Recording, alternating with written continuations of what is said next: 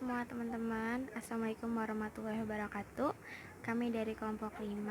Pada kali ini kami akan menjelaskan tentang materi investasi. Oke, mari cek. Oke, investasi. Investasi adalah penanaman modal kepada perusahaan atau dari perusahaan ke perusahaan lain. Jadi antara perusahaan juga boleh guys, yang tidak ada hubungannya dengan operasional perusahaan itu. Nah, biasanya investasi itu dalam bentuk kayak saham, obligasi, sertifikat-sertifikat dana, atau surat-surat berharga yang dimiliki oleh perusahaan itu. Nah, berdasarkan tujuannya, investasi itu dibagi menjadi dua. Yang pertama, investasi jangka pendek, yang kedua, investasi jangka panjang. Oke, sekarang investasi jangka pendek.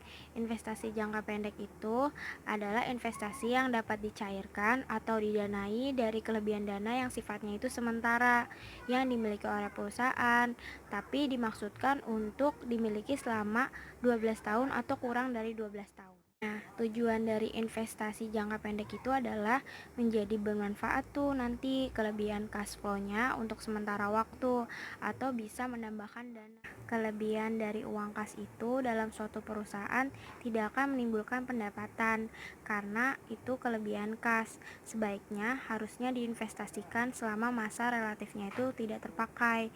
Karena jangka waktu yang dipakai kas itu relatif pendek, maka yang diinvestasikan itu ya investasi jangka pendek. Nah, investasi jangka pendek itu bentuknya deposito, sertifikat bank, atau surat-surat berharga seperti saham dan obligasi. Nah, investasi dalam sekuritas digolongkan sebagai investasi jangka pendek atau investasi sementara atau juga bisa disebut dengan marketable securities apabila yang pertama itu pasarnya mudah diperdagangkan. Yang kedua itu kepemilikannya dimaksud dengan dijual kembali dalam waktu dekat. Ketiga, kepemilikan sahamnya tidak bermaksud untuk menguasai perusahaan itu. Jual beli saham dan dividen. Pembelian saham. Saham adalah surat bukti turut serta memiliki ekuitas suatu perseroan terbatas.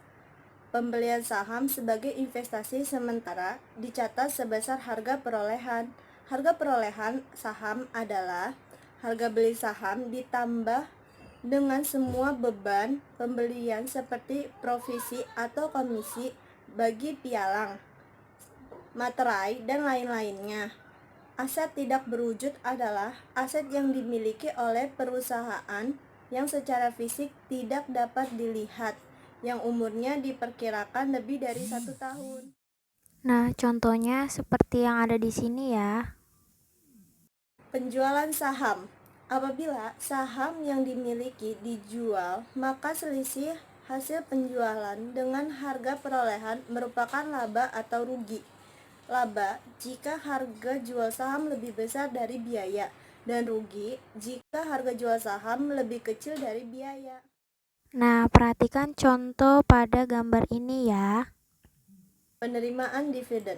Dividen adalah pembagian laba perusahaan kepada pemegang saham. Pendapatan dividen akan dicatat dalam pembukuan inventory setelah perusahaan penerbit saham mengumumkan akan adanya pembagian dividen. Pendapatan dividen tidak dijamin akan dibayar, oleh karena itu perusahaan tidak perlu membuat jurnal penyesuaian pada akhir tahun untuk mencatat dividen. Nah, berikut ini adalah contoh soalnya. Perhatikan baik-baik ya. Investasi jangka panjang dalam saham.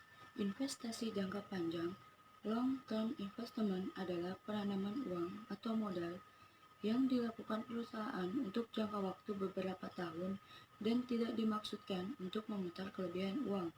Investasi jangka panjang dalam saham tidak dimaksudkan sebagai sumber perolehan kas dalam kegiatan operasional normal perusahaan.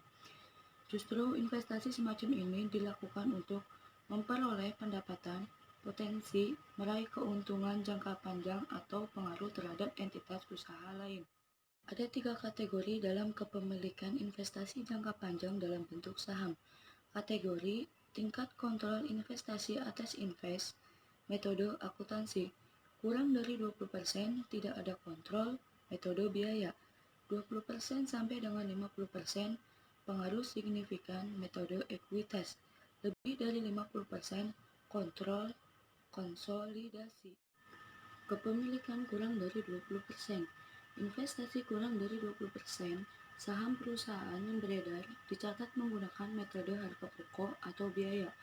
Adapun pencatatan atas jurnal transaksi untuk metode ini antara lain pembelian saham, penerimaan dividen, dan penjualan saham. Nah, berikut ini adalah contoh pembelian saham. Nah, berikut ini adalah contoh penerimaan dividen dan penjualan saham.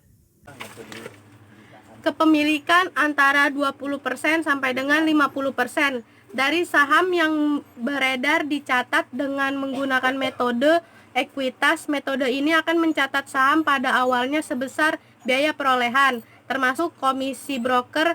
Hal ini sama dengan metode biaya, yang membedakannya adalah dalam metode ekuitas akuntansi investasi atau disesuaikan untuk bagian investor atas laba bersih dan dividen dari bagian laba bersih atas investasi akan dicatat oleh investor sebagai peningkatan dalam akun akuntansi, dan begitu sebaliknya.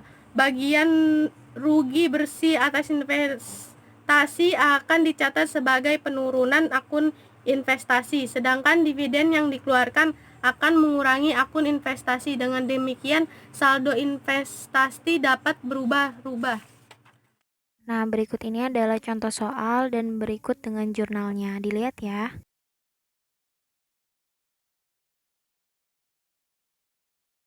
Nah, di sini teman-teman bisa ngelihat ya, jurnalnya itu seperti ini.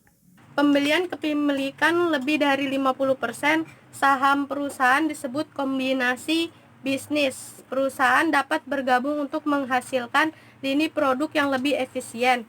Metode yang digunakan untuk kepemilikan saham lebih dari 50% adalah metode konsolidasi, yaitu laporan keuangan induk dan anak digabungkan dan dilaporkan menjadi satu laporan keuangan. Sebuah perusahaan yang memiliki mayoritas atau keseluruhan saham perusahaan lain disebut induk perusahaan, dan perusahaan yang dikendalikan disebut anak perusahaan. Oke, jadi itu aja yang bisa kami sampaikan. Semoga itu bisa bermanfaat buat teman-teman yang di sana. Terus kalau misalnya ada pertanyaan bisa komen di bawah ya. Dan jangan lupa untuk like, subscribe, dan komen di bawah ini. Jangan lupa juga ya nyalain notifikasinya supaya kalian gak ketinggalan deh sama video-video selanjutnya. Oke, wassalamualaikum warahmatullahi wabarakatuh.